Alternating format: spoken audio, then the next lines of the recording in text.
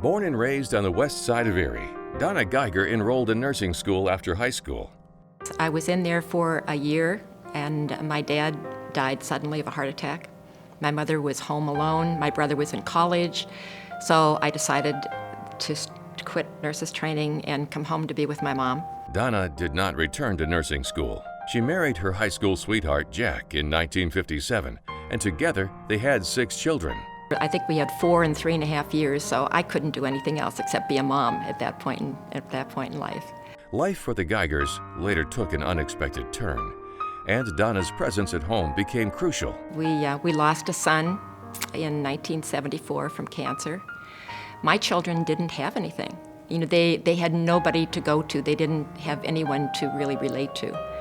Little did she know, this loss would someday serve as a driving force for her later in life, when instead of slowing down, she would become a regular volunteer at the Caring Place. The Caring Place is a center for grieving children, adolescents, and their families. It's an on-site program. It's called peer support. So it gives kids the opportunity to meet other children who have also had somebody die. Kids sometimes tell us they feel all alone. You know, 1 in 20 children will have a parent die before they graduate from high school.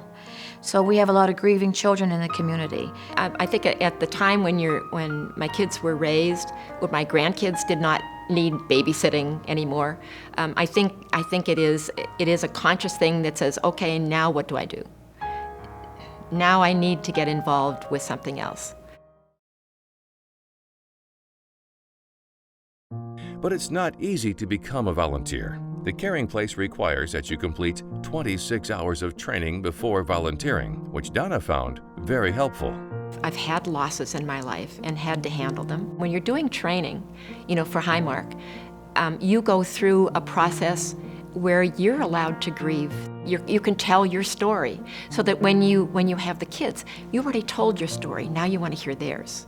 The volunteers connect with the kids and allow the kids to tell their stories, or the adults, over and over and over again. I know what grief is like. I can't grieve like you do because everybody is so different.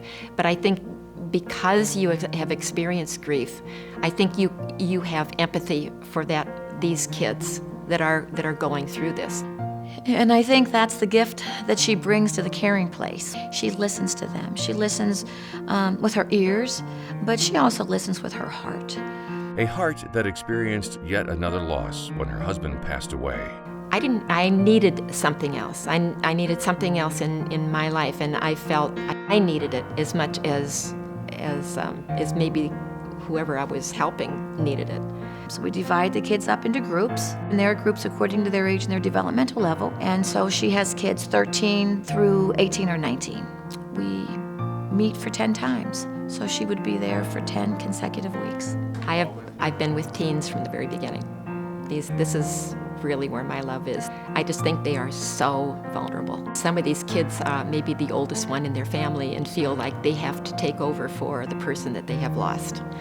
And that is absolutely devastating, you know, to them. And they find out that they don't have to do that. They can just be who they are and allow themselves to grieve. So that group is very, very important to me. It's these characteristics in Donna that make her such a valuable asset to yet another organization, St. Patrick's Haven, a shelter for homeless men. One of the things we do for the Haven, so that it is not just a place for the men to bunk, is we have someone visit every night and just to sit there and be a presence to the men. Talk about whatever they want to talk about.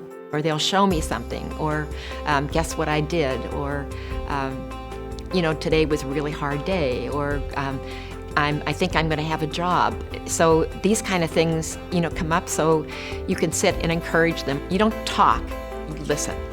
But listening is not all she does. When she does her visiting, she always takes a treat. And so the men are aware that there will be a treat coming when they know it's Donna's night. Cookies, cupcakes, whatever, you know, whatever. Sometimes I go and buy something if I haven't made something, but I think I hate to go empty-handed. On the weekends, she brings more than just a treat. We have a meal every Saturday night and Sunday night for them. And the meals are provided by some different parishes in town. And Donna is on one of the teams for that and has been part of it from the time we began these meals.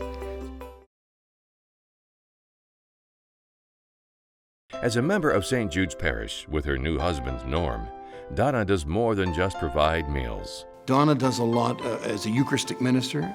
She takes communion regularly to the sick, participates in a lot of the activities we have with worship and liturgy. Look in any direction at St. Jude's and you'll find Donna.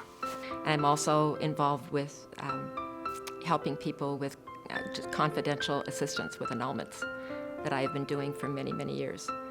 Everybody has to do something, and I think it is, you're doing something for yourself by volunteering, because it's a very fulfilling thing. It makes you feel good on the inside to be able to help somebody. To do what she has done all this time comes from a deeply grounded faith in the Word of God and in the Eucharist, and that shows in just about every single thing that Donna does. And it is the honor of a pastor to have someone in their parish that has that kind of faith. Faith and a deep love for people. I guess I just like people, and I see people in need, and I guess I'm just drawn to that. I would like to give them all hugs, and I know you can't do that, so. Donna, I'm so happy to have you receive this award. You certainly deserve every bit of it. Wonderful woman, and you have shared your gifts with so many people, and I am so happy that you're sharing them with the men at St. Patrick's Haven. God bless. Congratulations. You've warmed my heart and warmed my soul, and the energy you have, I want to be Donna when I grow up. Donna, I'm talking for all the pastors you've known since 1955, that we deeply, deeply thank you and appreciate everything you've done. We are privileged to have you as part of our family that prays together at St. Jude's. And we are honored to have you among us, and we thank you for teaching us so much about what discipleship really is. And we are so excited for this award for you, because no one deserves it more than you. Congratulations.